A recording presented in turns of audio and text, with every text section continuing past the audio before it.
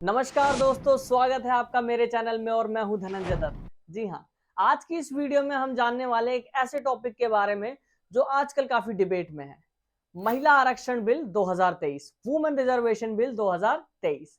हाल ही में भारत सरकार द्वारा 128वां संविधान संशोधन लोकसभा तथा राज्यसभा दोनों में ही पास कराया जाता है। इसकी सहायता से महिलाओं को राजनीति में 33% आरक्षण मिल जाएगा। जी हाँ, इसकी सहायता से महिलाओं को राज्यसभा तथा बाकी की सारी राज्य विधानसभाओं में 33% आरक्षण मिल जाएगा, जिसके अंदर SC ST यानी शेड्यूल कास्ट और शेड्यूल ट्राइब्स भी शामिल हैं। सबसे पहले हम जानते हैं कि ये टॉपिक इतना चर्चा में आखिर क्यों है। लोगों का कहना है कि क्या क्या ये बिल आने वाले 2024 के इलेक्शन से ही लागू हो जाएगा, जिसका आंसर है बिल्कुल भी नहीं, क्योंकि 2021 के अंदर जनगणना होनी थी, डिलिमिटेशन होना था, जो कोविड-19 की वजह से नहीं हो पाया। तो पहले सरकार कह रही है कि जनगणना कराई जाएगी, डिलिमिटेशन कराया जाएगा, उसके बावजूद ही इस कानून को लागू किया जाएगा नहीं, लगभग 2028 या 29 तक इस कानून को लागू किया जाएगा। लेकिन कुछ लोगों का भी ऐसा कहना है कि भाई जनगणना की क्या जरूरत है, डिलिमिटेशन की क्या जरूरत है, इस कानून को अभी से लागू क्यों नहीं कर दिया जाता। ये भी एक विषय है, इसके बारे में भी हम चर्चा करेंगे कि क्या जनगणना जरूरी है, क्या डिलिमिटेशन बहुत ज्यादा जरूरी है। तो आगे का पॉइंट है कि इसके अंदर SC STs को शामिल किया गया है, लेकिन OBC को शामिल क्यों नहीं किया गया। आखिरी पॉइंट ये आता है कि क्या ये कानून हमेशा के लिए लागू रहेगा, तो इसका भी आंसर बिल्कुल भी नहीं। ये कानून लागू होने के सिर्फ 15 सालों तक रहेगा। जी हाँ, लेकिन आने वाली गवर्नमेंट यानी आने वाली सरकार इसको आगे के लिए बढ़ा भी सकती है, एक्सटेंड भी कर सकती है। तो चलिए जानते हैं इस टॉपिक के और बारे में। सबसे पहले हम इसके इतिहास के बारे में जानते हैं। तो चलिए इसके इतिहास के बारे में, साल 1931 में इसके बारे में सबसे पहले चर्चा की गई। जी हाँ, आजादी से पहले का ये टॉपिक है। दो पहली महिलाएं थी, सरोजनी नायडू और बेगम शाहनवाज। इन दोनों ने महिला आरक्षण विधेयक को रखा, लेकिन उस समय इस विधेयक को यह कहकर खारिज कर दिया गया कि जैसे जैसे समाज विकसित होगा वैसे वैसे समाज में महिलाओं की भागीदारी बढ़ेगी। दूसरा तर्क ये दिया जाता है कि हमारे संविधान के अंदर समानता का सिद्धांत रखा गया है, जिसके अंदर महिलाओं और पुरुषों को समान अधिकार दिए गए हैं। अगर हम इसके अतिरिक्त जाकर महिलाओं को कुछ अधिकार देते हैं तो इससे समानता का सिद्धांत प्रभावित होता है। ऐसे ही कितने प्रयास किए गए, कितनी कमेटियां बैठाई गई, लेकिन व्यापक स्तर पर हमें इसमें काम देखने को मिलता है 1972 के अंदर। जी हाँ, M लक्ष्मीकांत पढ़ने वाले विद्यार्थी इस चीज को जरूर जानते हैं। 73वां और 74वां संविधान संशोधन पारित किया गया। जी हाँ, जिसमें दो शब्द हमें महत्वपूर्ण सुनने को मिलते हैं। पहला है पंचायती राज इंस्टीट्यूशंस और अर्बन लोकल बॉडीज। इसके अंदर सबसे पहले महिलाओं को 1/3 आरक्षण दिया गया। इसके अंदर अध्यक्ष पद में भी महिलाओं को आरक्षण दिया गया, तथा इसमें SC ST, शेड्यूल कास्ट और शेड्यूल ट्राइब्स भी शामिल थी।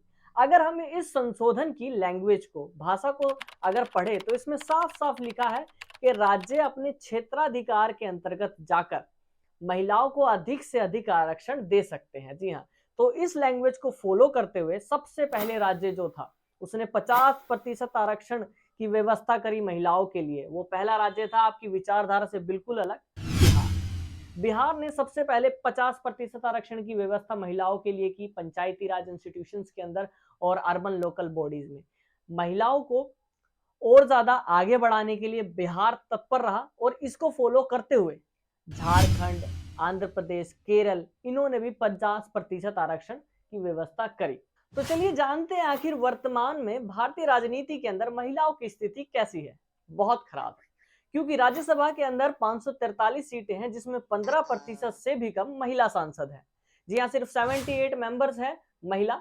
और अगर हम लोकसभा की बात करें तो इससे भी स्थिति खराब हो जाती है, 14% से भी कम। और अगर हम राज्य विधानसभा की बात करें तो यह आंकड़ा और ज्यादा नीचे गिर जाता है, 10% पर। तो इसलिए भारत सरकार द्वारा यह कदम उठाया गया ताकि भारतीय राजनीति के अंदर महिलाओं की स्थिति को सुधारा जा सके। तो चलिए जानते हैं अब इसके पॉजिटिव और नेगेटिव पॉइंट्स को। सबसे पहले हम पॉजिटिव पॉइंट्स पर ध्यान देते हैं। सबसे पहला शब्द हमें सुनने को मिलता है पॉजिटिव अफर्मेटिव एक्शन। इस शब्द को हम इस तरह से समझते हैं कि समाज के अंदर पितृसत्तात्मक प्रणाली विद्यमान है, जिससे पिता के बाद बेटा, बेटा और बेटा, बेटियों को राजनीति में कहीं देखा नहीं जाता। तो इसी विचारधारा को बदलने के लिए ये बिल, ये एक्शन लाया गया। दूसरा, मजबूत महिला लॉबी। जी हाँ, अगर ये बिल पास होता है तो संसद के अंदर एक मजबूत महिला लॉबी का निर्माण होगा, जिससे महिलाओं की समस्याओं को सुना और रखा जाएगा। तीसरा, नीति निर्माण में महिलाओं की भागीदारी बढ़ेगी। जी हाँ, कानून बनाने के अंदर महिलाओं की भागीदारी बढ़ेगी, जिससे महिला अपराध कम होंगे। चौथा, सांकेतिक बदलाव। जी हाँ, आइडल। राजनीति के अंदर महिला आइडल बहुत कम देखी जाती है, तो जिससे भागीदारी बढ़ने से महिला आइडल्स का भी निर्माण होगा। तो चलिए जानते हैं अब इसके नेगेटिव पॉइंट्स को। सबसे पहला और सबसे बड़ा नेगेटिव पॉइंट्स, रोटेशन व्यवस्था। जी हाँ, रोटेशन व्यवस्था इसका सबसे बड़ा नेगेटिव पॉइंट है। इसको हम एक आसान से एग्जांपल से समझते हैं कि भारत के अंदर 2024 में लोकसभा के इलेक्शन होने वाले हैं और मान लीजिए 33% आरक्षण वहां पर दे दिया गया और महिला चुनकर भी आ गई, लेकिन अगली बार लोकसभा के इलेक्शन में यह आरक्षण वहां नहीं दिया जाएगा, ये राज्यसभा के इलेक्शनों में दिया जाएगा और फिर वहां से हटाकर राज्य विधानसभा के इलेक्शनों में, और फिर यही चीज ऐसे रोटेट होती रहेगी। तो यही सबसे बड़ा नेगेटिव पॉइंट है, क्योंकि अगर कोई व्यक्ति परमानेंटली अपनी सीट पर बैठेगा ही नहीं तो वो अपनी सीट की जिम्मेदारी समझेगा क्यों। दूसरा इसका नेगेटिव पॉइंट है कि भारत में समानता का सिद्धांत है, महिला और पुरुष समान माने गए हैं, तो भारतीय संविधान के अंतर्गत अगर महिलाओं को अतिरिक्त अधिकार दिया जाता है तो इससे समानता का सिद्धांत प्रभावित होता है। तो अंत में मेरा निष्कर्ष यह है कि महिला कोई जातिगत समूह तो है नहीं जिसको आरक्षण की आवश्यकता हो, और आजादी से लेकर आज तक अगर महिलाओं की थोड़ी बहुत भी स्थिति बदली है तो ये महिलाओं के खुद के बदौलत है। जी हाँ, राजनीति में आरक्षण के साथ साथ अगर महिलाओं की स्थिति को सुधारा जाना चाहिए तो स्वास्थ्य में सुधारा जाना चाहिए, शिक्षा में सुधारा जाना चाहिए और समाज में बढ़ रहे अपराधों को कम करके सुधारा जाना चाहिए। तो कैसी लगी ये वीडियो आप जरूर बताएं। अगर आपको अच्छी लगी तो कमेंट जरूर करें, शेयर जरूर करें, और ऐसी ही इंटरेस्टिंग वीडियो को जानने के लिए और अपनी नॉलेज बढ़ाने के लिए मेरे चैनल को सब्सक्राइब करें। Thank you so much.